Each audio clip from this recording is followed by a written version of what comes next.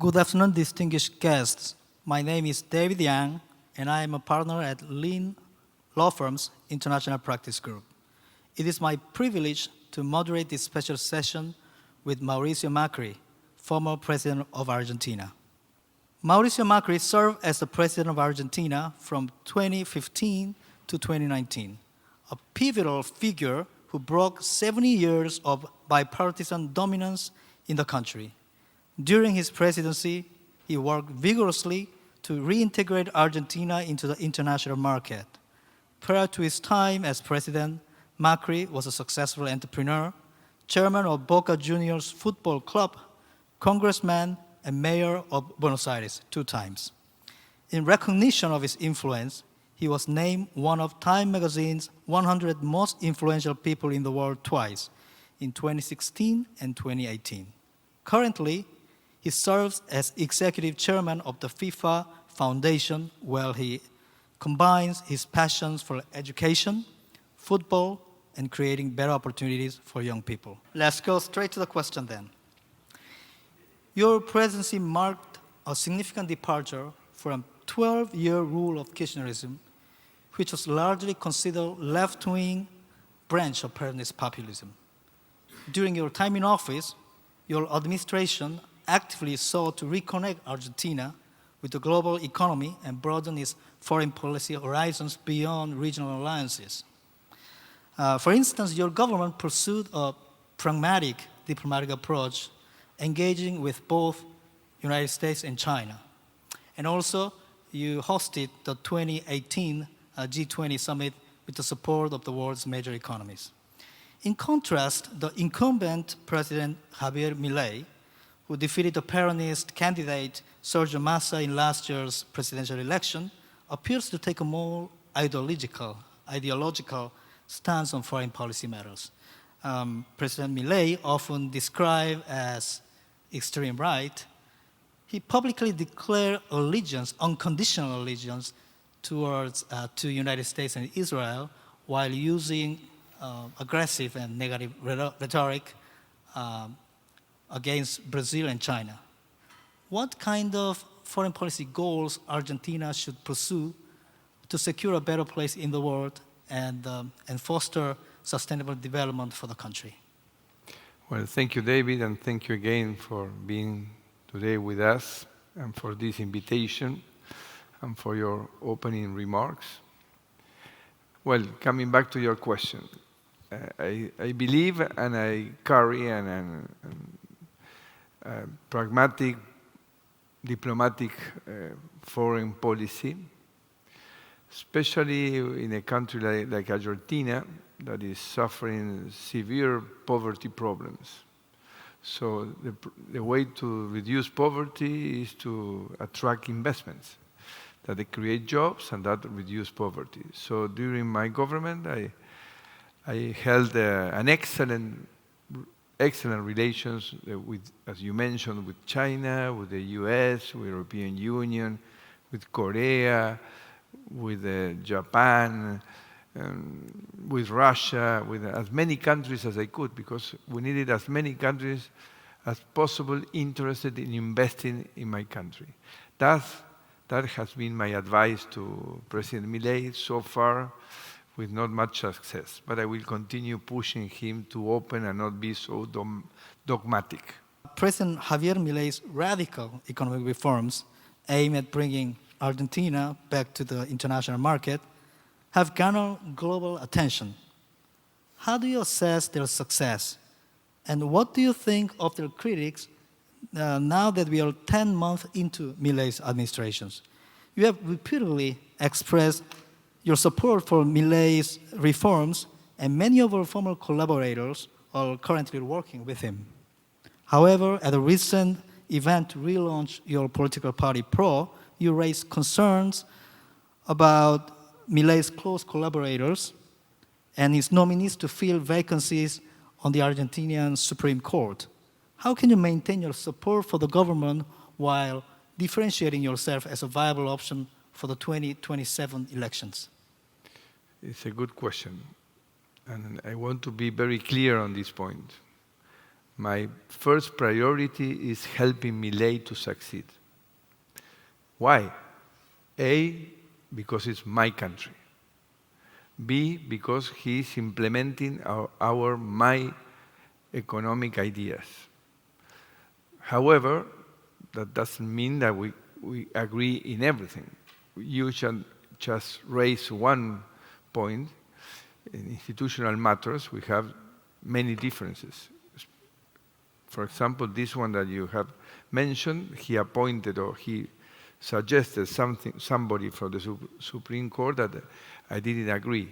So I think that we can keep working together. At the same time, I can tell you that after losing an election with an outsider that nobody believed that could happen because we were supposed to come back to power, our party is reunited, strong again, and ready to work in the benefit of the future of our country. And along my career, I always believe in doing what's correct over what is convenient. So that may explain you why my priority is helping Milei, because that is the correct thing to be done for my people that needs to start growing and having back hope for the future. Yeah, I remember how during your administration you always wanted to reach a social consensus on everything. Even though you wanted to reform the society, bring about structural changes, but you always wanted to follow democratic rules, democratic consensus process, which is apparently the current government is lacking. Many political analysts view Milei's reforms as aligned with those pursued by your administration in the past, but more rapid and more effective. What made Milei's shock therapy viable in a country that has been dominated for the last 80 years by populist politics? You know, people will say, like, this is the first time that not only Argentinians, but Latin American constituents vote for economic adjustment because they want more social benefit, not restrictions. You know, they are not very future-oriented thinkers in that way. But this time, the shock therapy seems to working. For example, the blanket reform projects such as Omnibus Act, you know, I've been reading about that, and I would tell the people around me that it's not going to be possible. Argentinians want to go out the streets and protest. You know, they are not going to allow the president to reform so many laws with a single act. But, well, apparently, in June of this year, Omnibus Act became law in Argentina, which was quite a surprise for me as well. I wonder what happened in Argentina that made that change of mentality possible.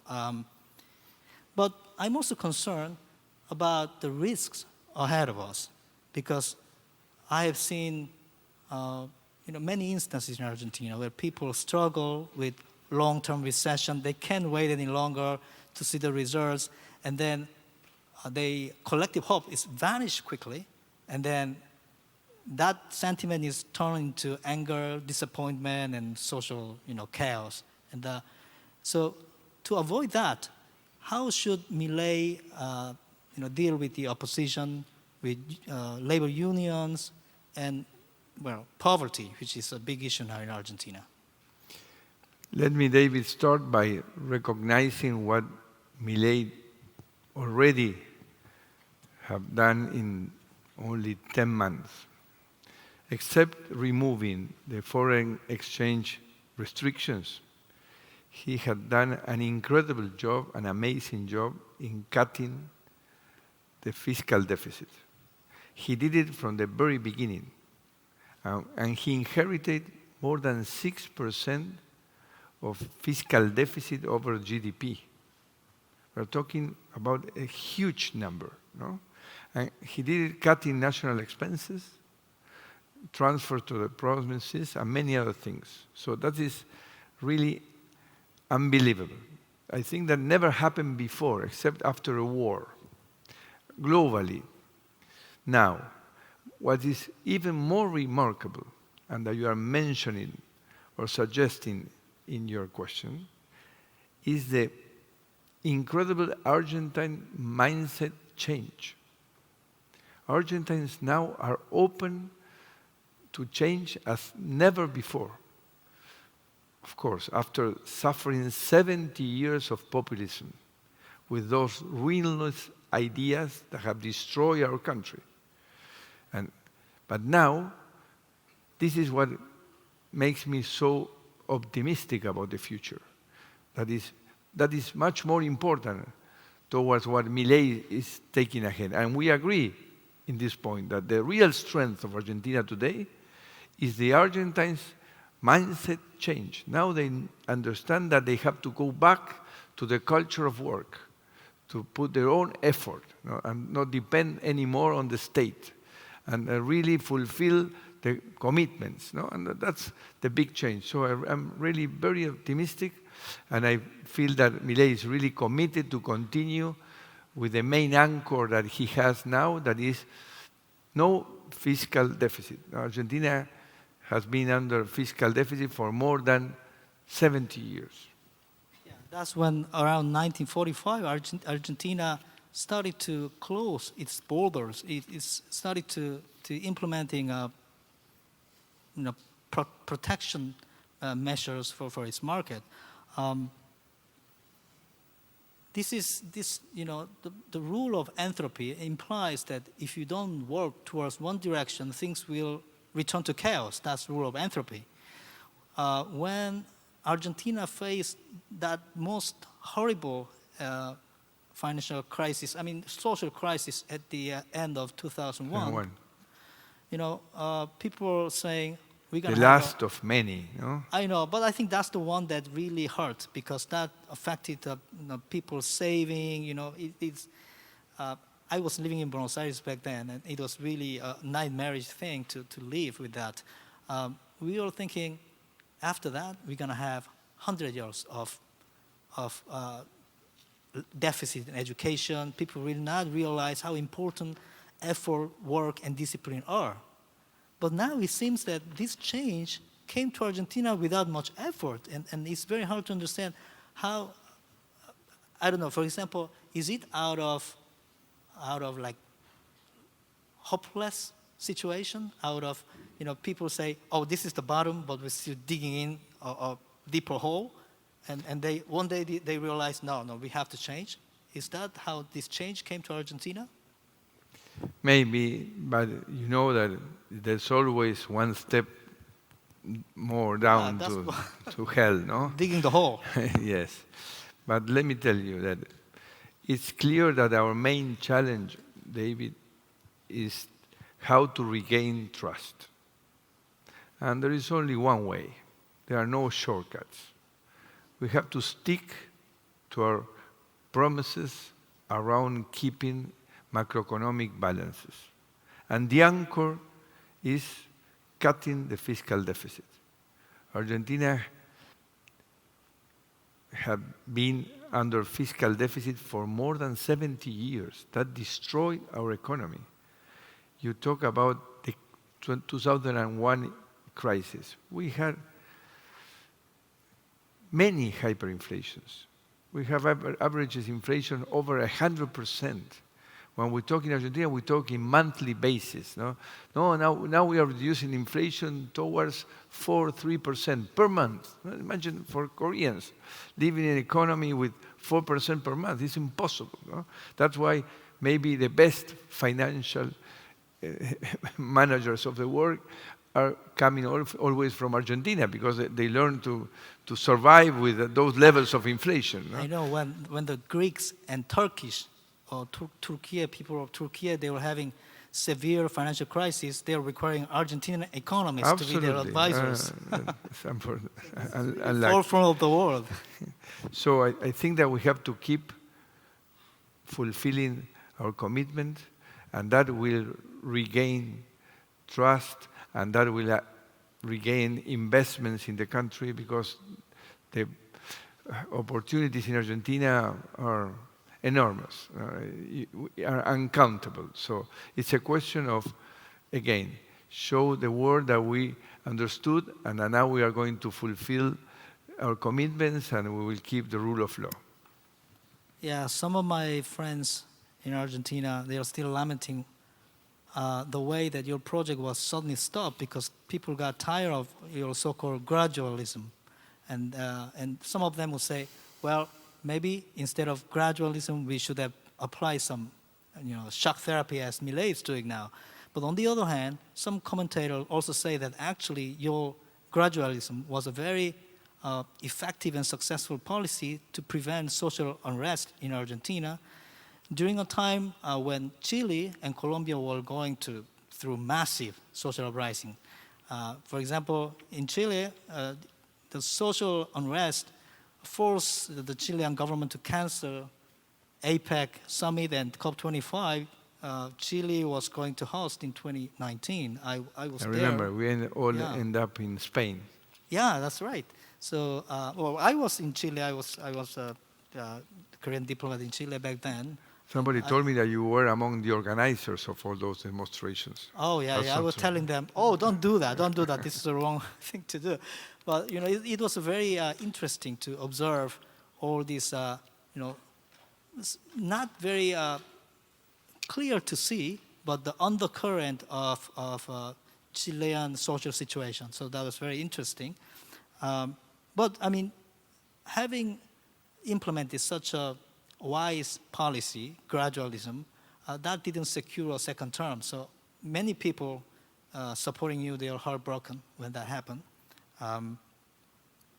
So I think with that experience in mind, you should have a very valuable suggestion for President Milei about how to achieve social peace, long-term social peace with economic prosperity. But again, David, at that point, the Argentine's mindset today is not the same that they had 2015. In that moment, the populist government of Cristina Kirchner was leaving, having spent all the money at the central bank, so the level of the economy was reasonable. There were no recession. So there was a crisis behind the scene, but it wasn't evident.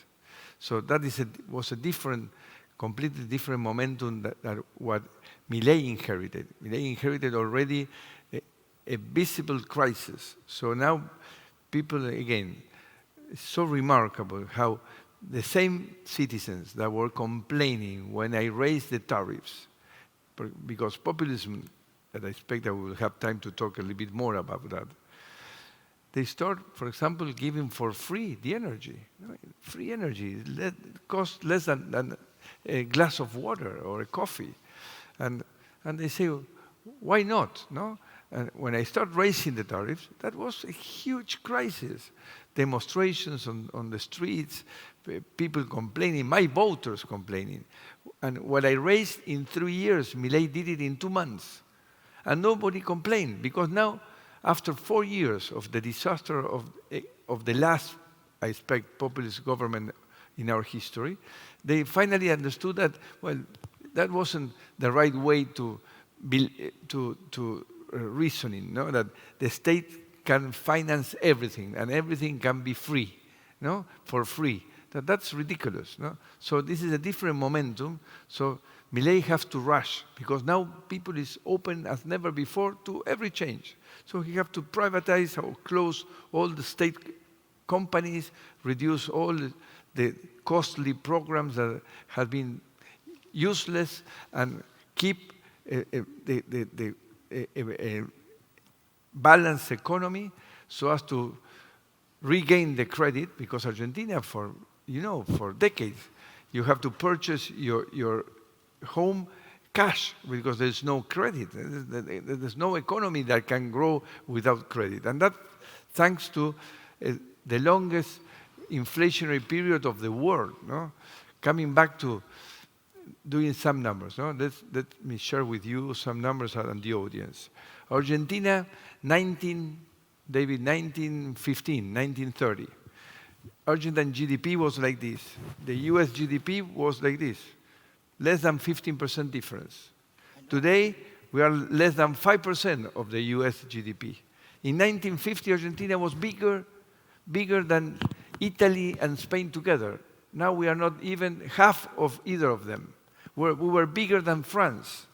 And that's because of this economic disorder that lasted 70 years.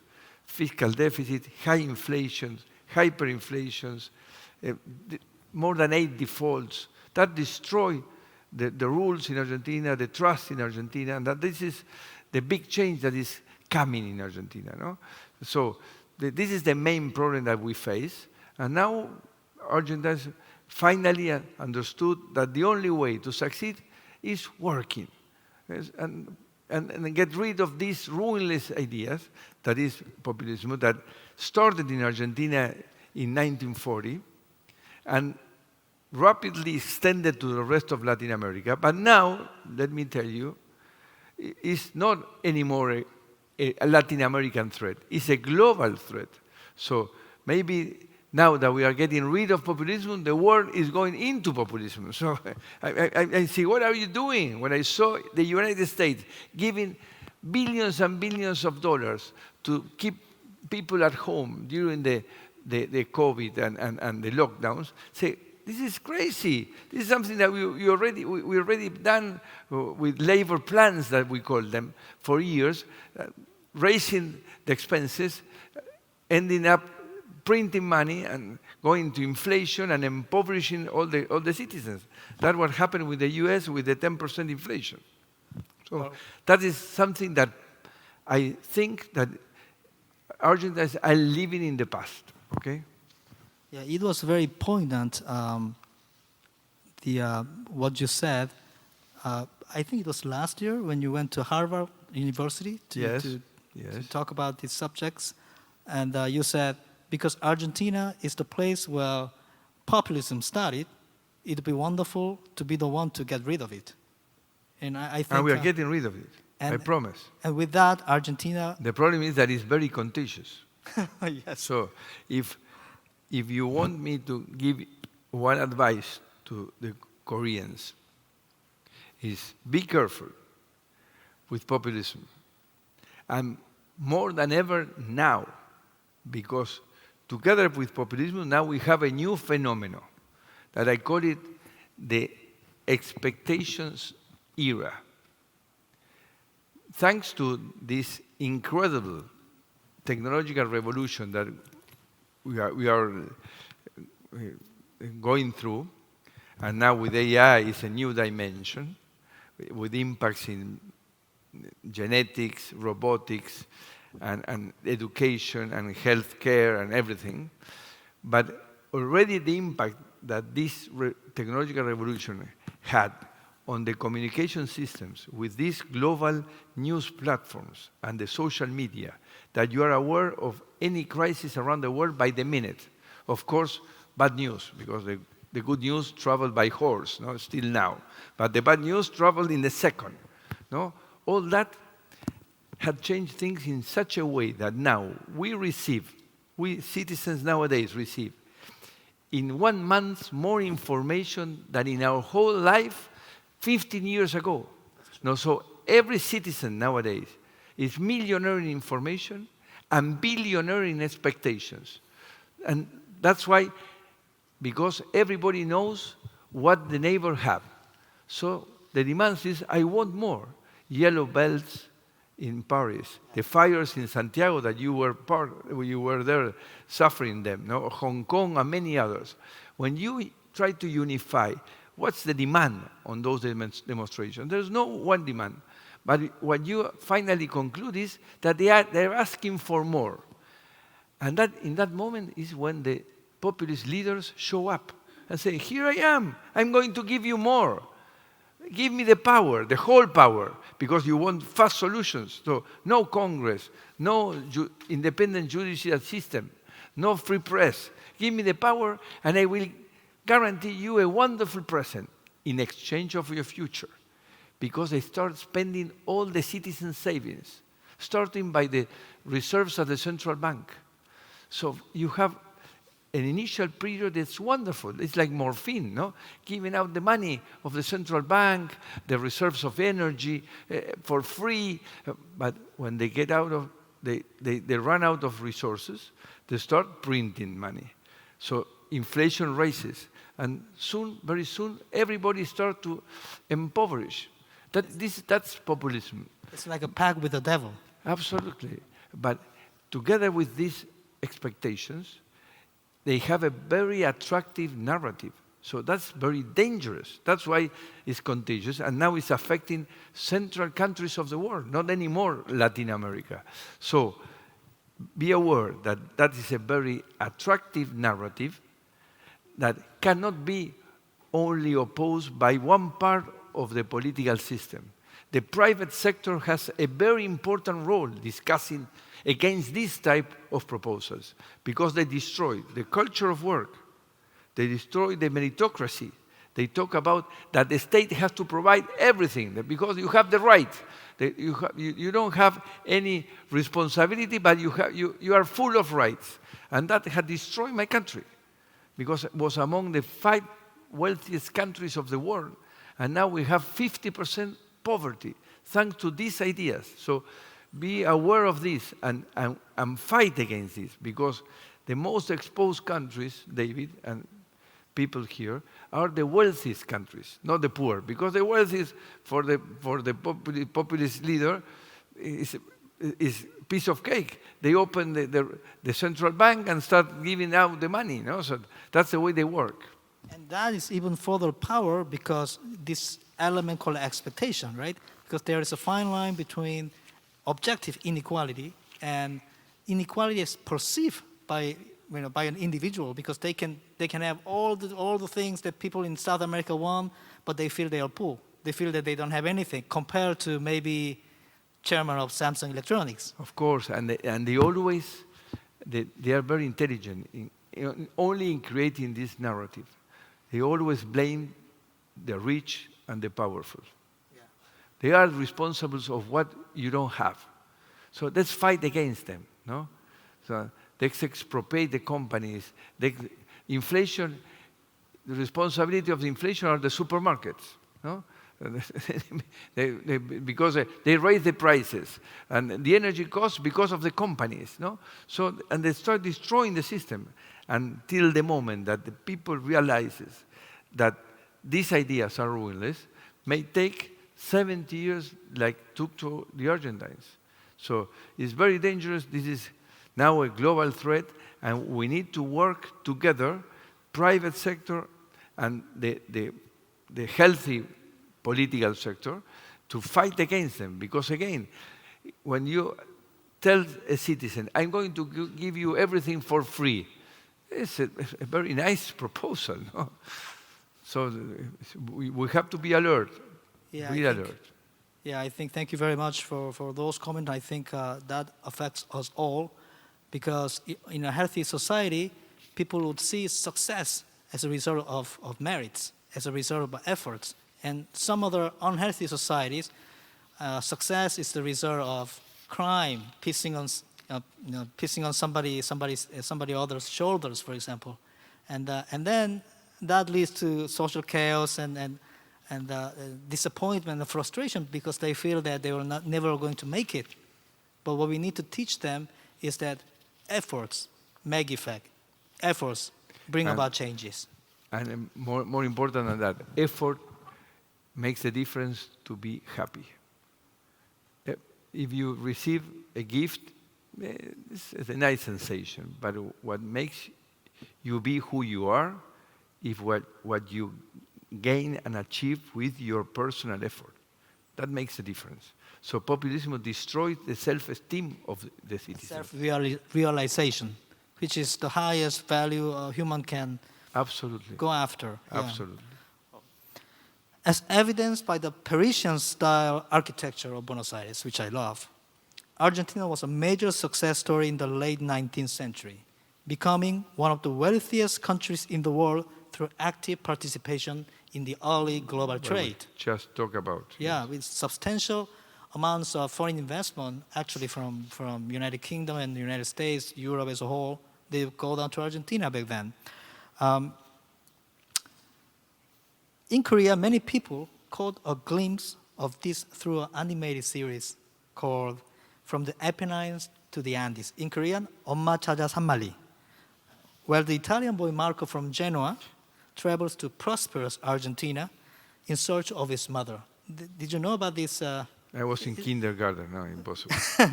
Well, who had gone for work. Well, they have confused Marco Polo. I think they never came to Argentina, but they have done a mixture. Well, this is a little boy, Marco, Italian boy, and okay. his mother went down to Argentina when Argentina was a We have a country very nice Korean community in Argentina. Oh yeah, I know. So this Marco, when Argentina was wealthy, he go down to Argentina trying to search his mother who went down to Argentina to work. So it shows how rich and prosperous Argentina was in early 20th century. So we had a little glimpse of that in Korea, watching that TV show, which was quite popular and, unknown in Argentina, unfortunately.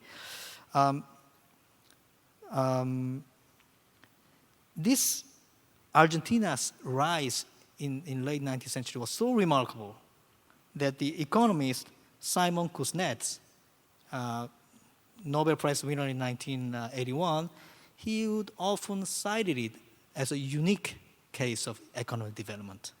Unfortunately, as we discussed with earlier questions, Argentina for the last 80 years is in a constant and continuous decline in economic development, coupled with constant political turmoil. On the other hand, South Korea in the early 21st century became the first country in modern history to transition from one of the poorest to one of the most wealthiest and most developed countries in just 70 years. Almost it matches the number of years, the different paths that Korea and Argentina walked. By embracing export-oriented policy and technological innovation. However, the Korean economy has now reached a point where sustaining the same level of growth has become impracticable. And now we face challenges such as shrinking population and increasing social polarization.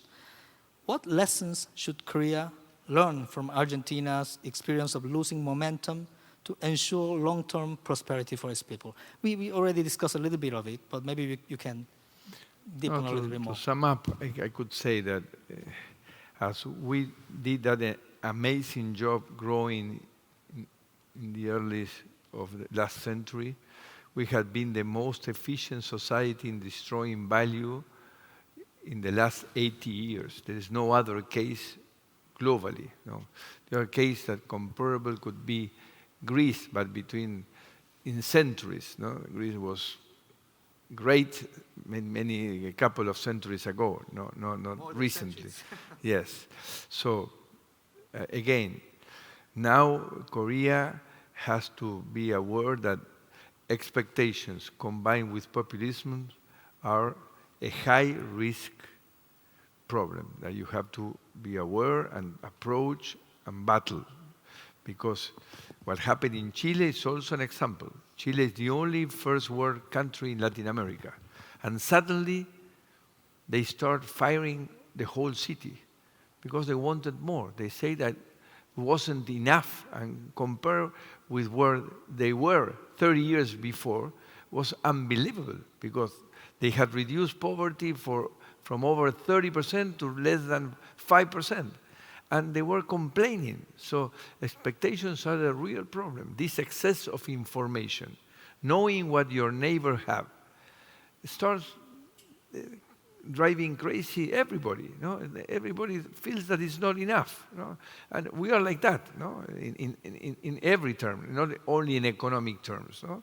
The same happens, you may marry the most beautiful woman, and then we start watching the others because they say, "This is my woman. I want to see the garden of my neighbor." No, so we have to work on what is happiness and how we can handle our expectations. So Korea have to stick to the rules that had helped them to go from this point that you mentioned to this level of economy and wealth of the whole country. So, but be aware that now you are battling against leaders very strange and weird leaderships, that are ready to spend all your savings to give you a short-term pleasure. That's the biggest risk that you can run. I enjoyed talking with you. It's a personal honor. When I was living in Buenos Aires, I went to a famous bar in Las Canitas. And I was just having a beer casually, and Maradona walked in. and I shook hands. I have a sense of understanding of what you're saying. He was nice or not in that moment? He was nice, but he was a little strange too.